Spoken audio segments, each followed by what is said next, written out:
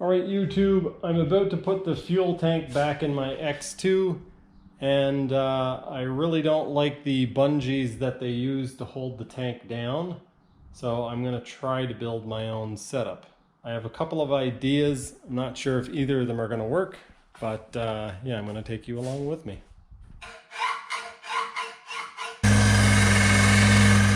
This is what I've come up with so far.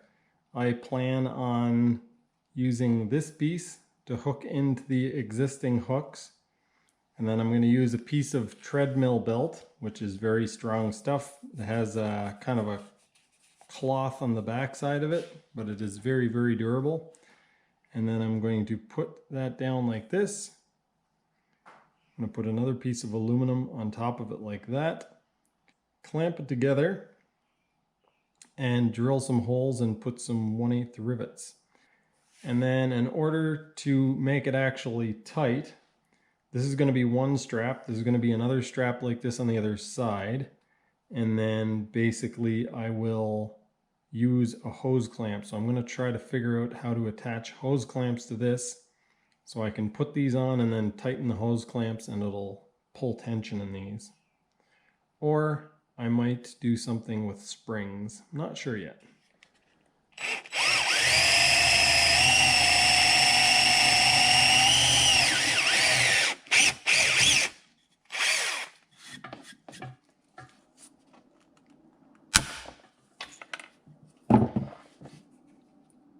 There we have it. I put the flat side of the rivet on the tank side. This is one of the factory hold downs for the fuel tank. This will sit in there like that and come over the fuel tank.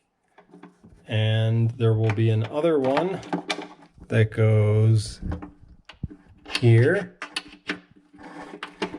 and goes over the fuel tank in the other direction. And the two will connect in the middle.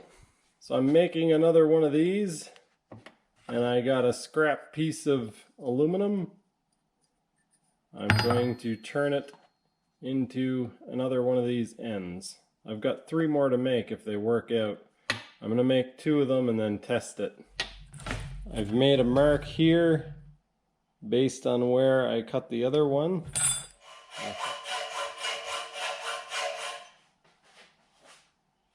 This piece is going to be the large piece like this, so I need to finish this end and put a slot in it. And this piece is going to be the little plate for the back, or a washer. I'm going to round the corners on it first before I cut it, because that'll make it easier to handle.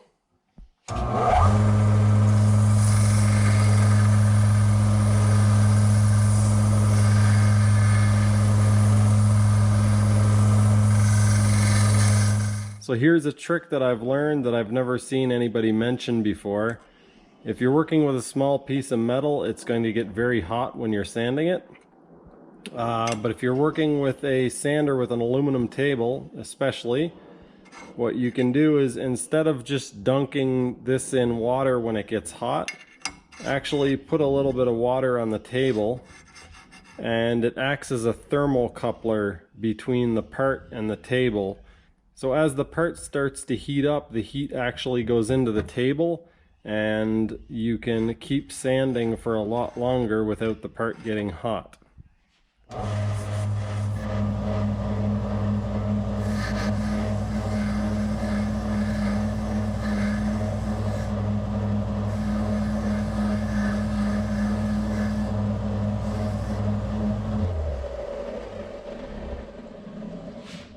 And I didn't even have to stop once to let it cool down. All I need to do now is make a groove in that and then cut a piece of strap for it.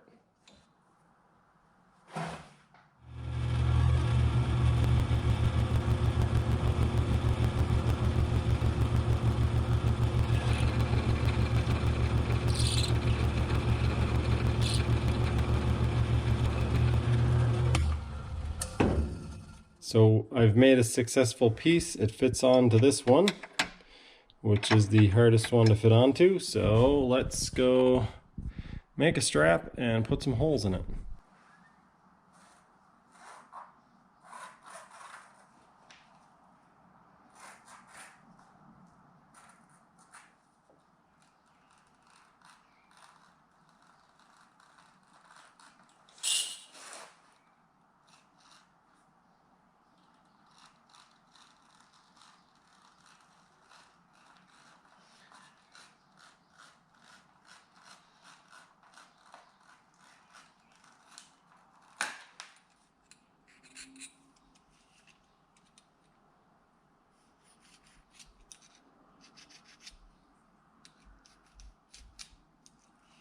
I've marked off a grid and I'm going to drill 1/8 holes in the inside of these crosshairs.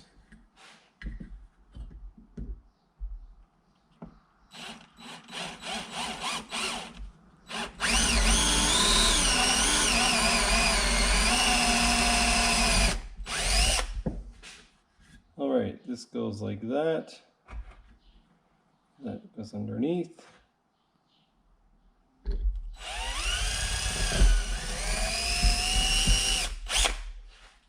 I'm going to keep it on here so I can apply some pressure.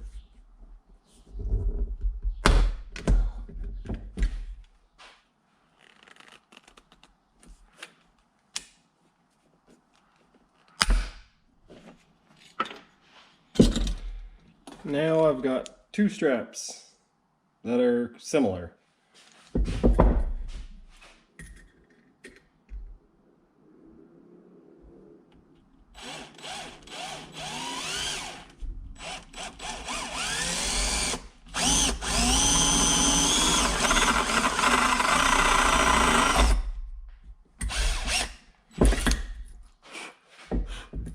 That's good news. I didn't know if I could even drill this stuff.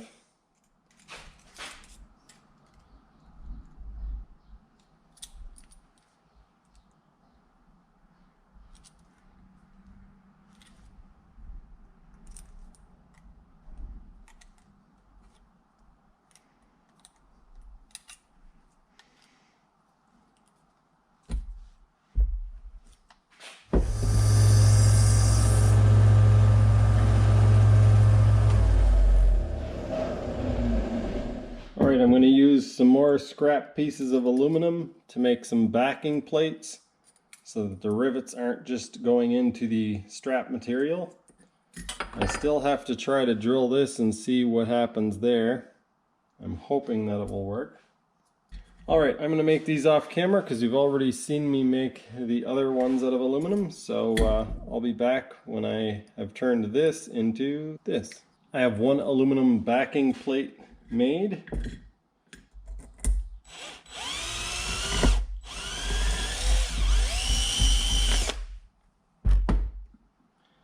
Alright, we'll line everything up here. Sort of.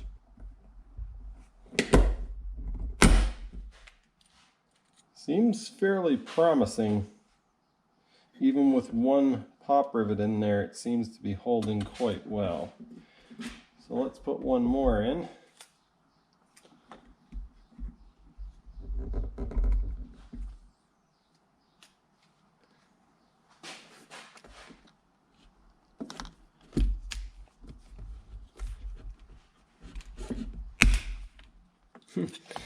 Trying to get a camera shot there, but I don't think it turned out very well.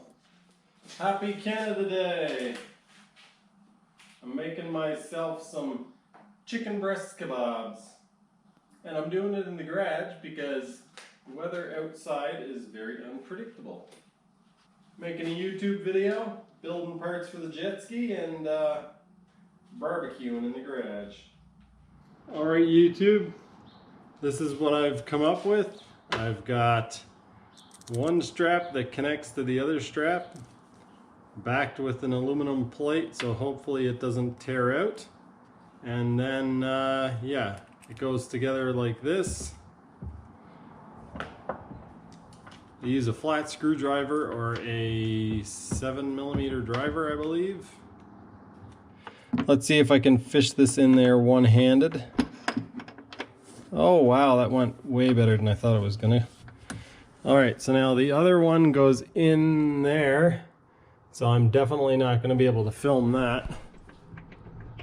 Oh, it almost fell into place. So close. And it's on. Alright. Now it's hooked up on both ends. And all I need to do is tighten up this hose clamp. This material has a little bit of stretch to it, but not nearly as much as the bungees that they use from the factory. There we have it. My tank is securely strapped in place. This is holding really well. It's way better than the bungee that I was using. As you can see, it's connected at the factory point. Strap is nice and tight. It has some give to it. It is basically a cloth material on the back side, so it won't chafe and wear into the tank. So I think what I'm going to do for now is use one of the factory straps to go from front to back, and that way if the one that I made fails, I won't completely lose my tank. I'm fairly certain that my strap will hold up. If it does, I will build another one to go front back, but for now we'll do this, and that way if mine fails, then we'll still have this as a backup.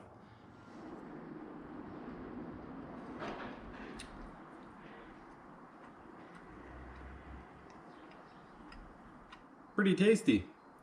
I'm not sure what the next video is going to be, but it might have something to do with the surf brace. I'm going to button everything up off camera just so I can do it quickly, and if I'm able to get everything straightened out, then perhaps I'll do some work on the surf braces. Anyway, that's going to do it for this one. Thanks for watching, and I'll see you next time.